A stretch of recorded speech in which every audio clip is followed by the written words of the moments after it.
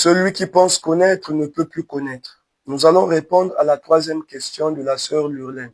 C'est là qui dit, dans quelques pays, dans quelques villes, où un pasteur est basé, la population en face de lui ne constitue-t-elle pas son peuple? Alors tout de suite, je dis non. C'est cette confusion aujourd'hui qui règne dans l'Église.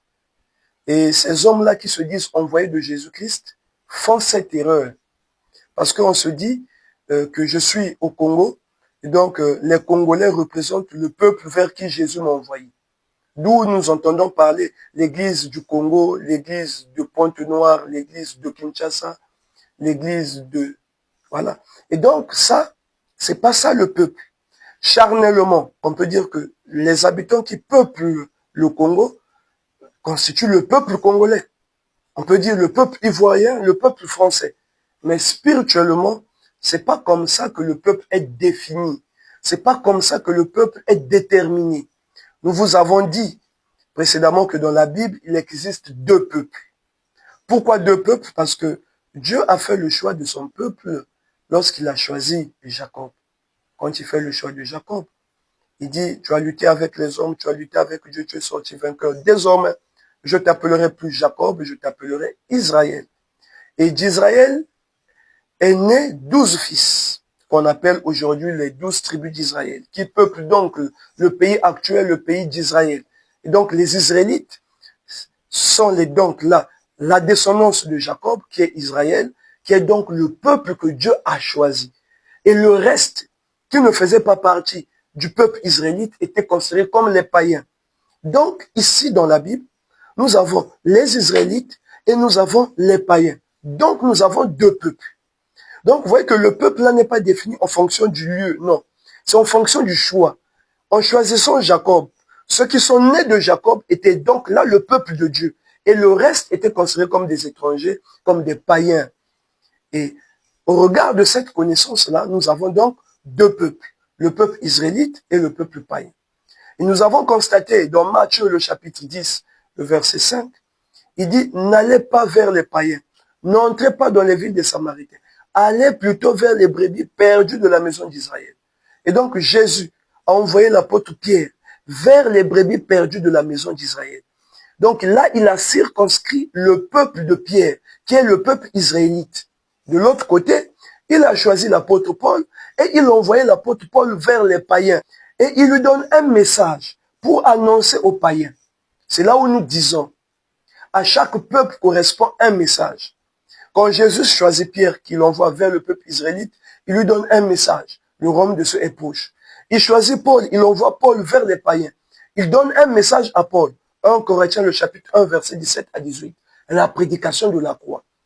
Que Paul soit là ou pas, 1000 ans plus tard, la prédication qui réconcilie le païen à Christ, c'est la prédication de la croix.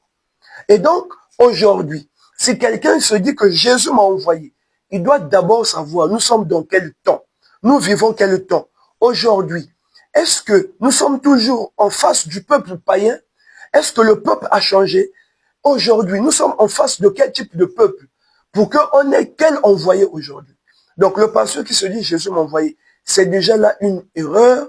Jésus ne peut plus envoyer quelqu'un vers les païens. D'où nous vous disons, si quelqu'un se dit envoyé de Jésus-Christ, qu'il nous présente d'abord le peuple vers qui Jésus l'a envoyé. Le peuple là ne doit pas être les païens ni les Israélites, parce que les Israélites leur envoyaient ses Pierre, les païens leur envoyaient ses Paul. Toi tu te dis envoyé de Jésus. Aujourd'hui, vers quel type de peuple Jésus t'a envoyé? C'est ça la question. Et c'est ce que les hommes de Dieu ne comprennent pas. Je dis sur terre, il n'y a pas des envoyés de Jésus. Est-ce que vous en connaissez? Des États-Unis, en Europe, en Asie, en Afrique, il n'y en a pas.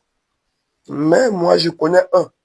C'est celui-là que nous appelons aujourd'hui l'envoyé de Jésus-Christ de ce temps. Il est venu vers un peuple précis. Et sachez-le, que le peuple naît en fonction d'un problème que traversent les enfants de Jésus-Christ. Et donc les païens, leur problème était résolu par Paul. Aujourd'hui, nous sommes en face d'un nouveau peuple qu'un autre envoyé doit venir résoudre le problème. D'où ils ne peuvent pas être deux. Il est un. Ils ne peuvent pas être trois. Il est un. Mais regardez comment le monde est infesté par les pasteurs. comment le monde est envahi par des pasteurs. Ces pasteurs-là, qui les a établis? C'est l'œuvre de l'apostasie. Et c'est ce que nous venons dénoncer, c'est ce que nous allons arrêter. Tu n'as pas de peuple, tu n'es pas envoyé. Le peuple, c'est pas les Congolais, c'est pas les Aïrois, c'est pas les Français. Non. Le peuple est défini en fonction des événements bibliques, prophétiques que nous vivons aujourd'hui. J'ajoute une chose pour terminer. La parole de Dieu est vie. Lorsque la promesse annoncée est en train d'être vécue, lorsqu'une promesse annoncée est déjà vécue, cette parole n'est plus vie. Alors nous sommes dans quel temps? Nous vivons quelle promesse? Toi qui te dis envoyé de Jésus-Christ, quelle est la promesse que nous vivons aujourd'hui et quel est donc l'envoyé? Devrions-nous recevoir avec quel message? Voilà la question.